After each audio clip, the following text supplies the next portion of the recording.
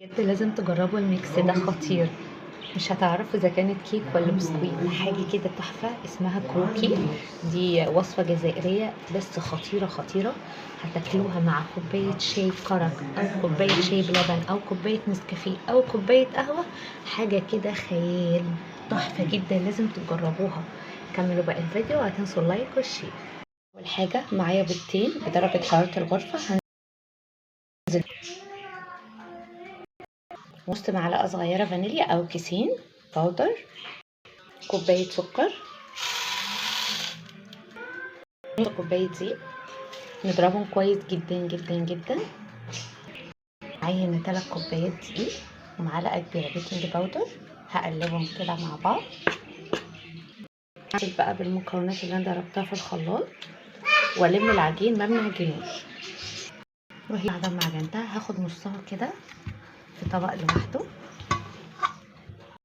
ادي كده معايا نص ابيض ونص ابيض برضو، بس احنا هنا هنضيف معلقه كبيره كاكاو خام اسباني ونعجنها كويس قوي. وهنا الابيض هضيف عليه معلقه كبيره من دي والمها برضو هي كمان. قطع البيضه هقسمها ل4 كده بالنص، ناخدها من النص كده كده. وهفرد كل واحده رول طويل جدا. هفردها رول بقى كده وهفردهم كلهم بنفس الشكل ونفس الحجم ونفس الكلام في العجينه ام شوكولاته من النص ونقسمها مرتين كده. وهنعملها رول برضو نفس الكلام. وهعمل دي برضو نفس الكلام. اهم حاجه بصوا انا عايزه اوريكم حاجه. لما نيجي نرص بقى الابيض هنعمل مسافه عشان احنا هنحط من كل واحده ابيض واحده شوكولاته، واحده ابيض واحده شوكولاته وهكذا. بصوا ادي اول واحده فردتها هضمها على دي كده وهعمل التانية وهحطها هنا برضو. تمام؟ شايفين الشكل الرص عامل ازاي؟ هجيبهم بقى فوق بعضهم كده كده كده، نضغط عليها ونفردها كده زي ما انتم شايفين. هتطول معانا جدا.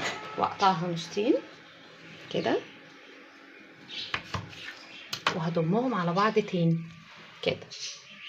شايفه ازاي؟ اهو. وهضم بعض تاني كده بقى. بصوا اهي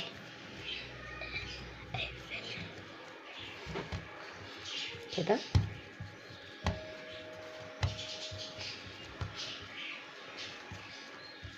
شايفين شكلها بقى عامل ازاي؟ هجيب هنا ورقه زبده واعطيها العجينه بتاعتي كده اهي كده. شايفين كده؟ وهنقفل عليها. الخطوه دي بتحافظ عليها كويس جدا جدا.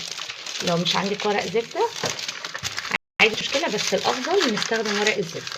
وهجيب الصاج اللي هحط فيه البسكويت دوت. البسكويت ده هيدخل فرن سابق التسخين درجه حراره 170. هيقعد حوالي من 30 ل 5 دقايق. بصوا تحفه جدا. اهي سيحت بقى شوكولاته. دي 200 جرام من الشوكولاته اللي هو القالب ال 200 جرام.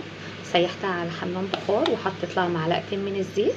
هنزل بيها بقى على البسكويت بتاعنا كده وافردها كويس جدا كده. احاول اغطيه كله وعشان الشوكولاته تجمد عليها وهنقطعها مع بعض. بجد تحفه، شكلها قمر قوي قوي قوي. بعد ما الشوكولاته جمدت بصوا تحفه. بصوا تحفه. بصوا ميكس بين البسكوت والكيك، حاجه كده خيال. شكرا لاخواتنا الجزائريين على الوصفه الخطيره دي. الوصفه دي جزائريه تحفه تحفه تحفه بجد. خطيره خطيره خطيره. جربوها وان شاء الله هتعجبكم. واحلى لايك وشير. والسلام عليكم ورحمه الله وبركاته.